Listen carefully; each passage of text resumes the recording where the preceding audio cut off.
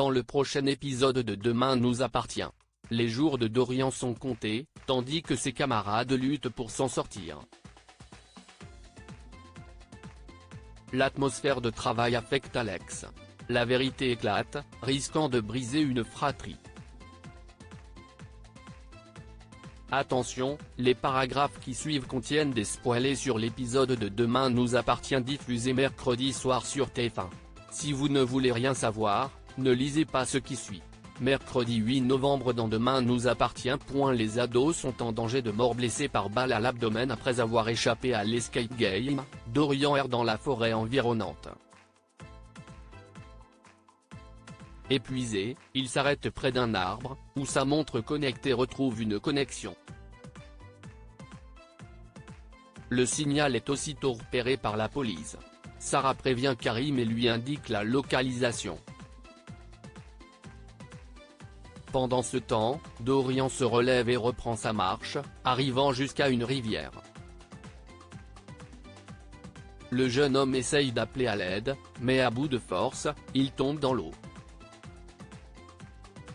Sa montre cesse d'émettre point à l'escape game, les filles sont toujours bloquées.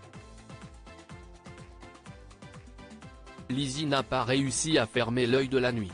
Luna est inquiète pour Dorian.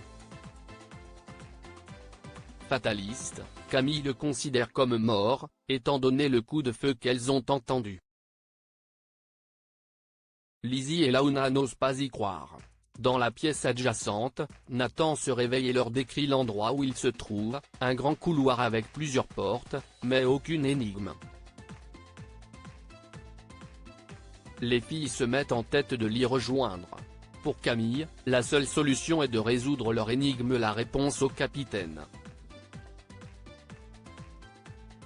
Elle se remémore l'expression les deux mon capitaine et abaisse les deux leviers en même temps. Une porte s'ouvre automatiquement et permet aux filles de rejoindre Nathan. Elles le serrent dans leurs bras, tandis que la porte se referme derrière eux. Parallèlement, la police se rend sur les lieux où la montre de Dorian a borné. Karim, Sarah et Manon se séparent pour ratisser une large zone. Karim découvre alors le corps inanimé de Dorian dans la rivière. Il se précipite vers lui, vérifie son pouls, puis appelle les secours. Sous le choc, Manon se précipite également auprès de son cousin. Elle prévient ensuite Étienne et Bénédicte. De retour chez lui, Damien annonce à Audrey, Jordan et Jack que Dorian a été retrouvé par la police. Il ajoute que l'adolescent est actuellement en train de se faire opérer parce qu'il a pris une balle dans le ventre. Tout le monde est sous le choc, inquiet pour Lizzie. À l'hôpital, Étienne et Bénédicte sont soulagés que leur fils soit sain et sauf. En effet, Victoire leur confirme que ce dernier est hors de danger. Elle leur donne ensuite l'autorisation de se rendre à son chevet. À l'escape game, les ados sont coincés. Aucune porte ne s'ouvre et il leur est impossible de repasser par le conduit de la bouche d'aération. Nathan propose de ne rien faire et d'attendre les secours. Au même moment, une nouvelle inscription apparaît sur une porte, votre temps est compté. Camille ouvre la porte en question, découvrant un sablier géant de l'autre côté. Les ados n'ont plus que quelques heures à vivre. Gabriel dit la vérité à Soraya. Gabriel propose à Soraya de profiter de leur journée off en amoureux. S'il propose une balade à Montpellier, sa petite amie préfère au contraire rester chez eux. Toutefois, Soraya est distraite car elle s'inquiète pour sa sœur qui ne répond pas à ses appels ni à ses messages. Elle compte aller la voir, mais Gabriel l'en empêche, prétextant que Nora a sans doute besoin d'être seule et que cette journée ne doit concerner que leur couple. Gabriel fait ensuite des courses chez le traiteur pour son déjeuner avec Soraya. Il en profite pour prendre un café au Spoon et discute avec Charlie. Il confie qu'il a tout préparé avec soin comme si ce serait son dernier déjeuner avec Soraya. En effet, il ne lui a toujours pas parlé de la lettre de Nour, de peur qu'elle le quitte.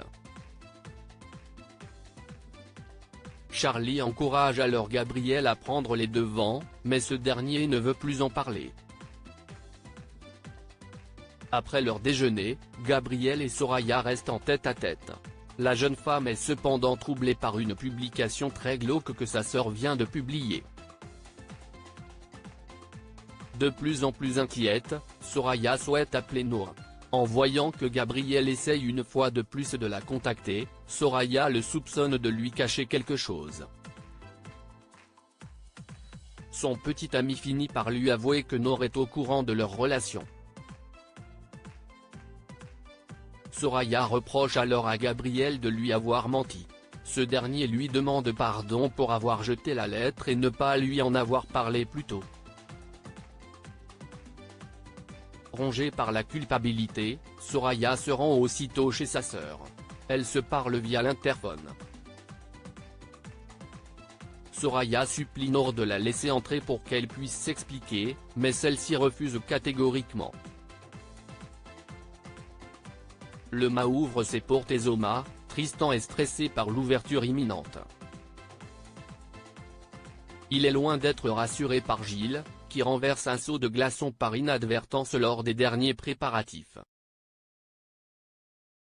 Toujours aussi stressé, Tristan accueille ensuite les premiers clients.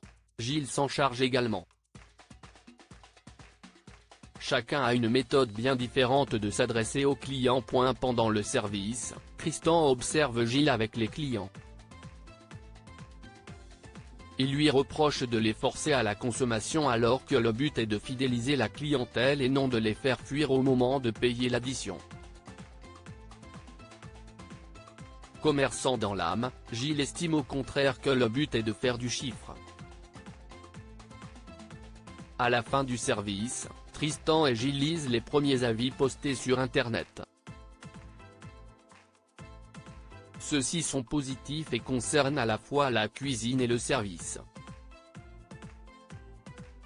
Alex félicite ses acolytes pour leur bon travail.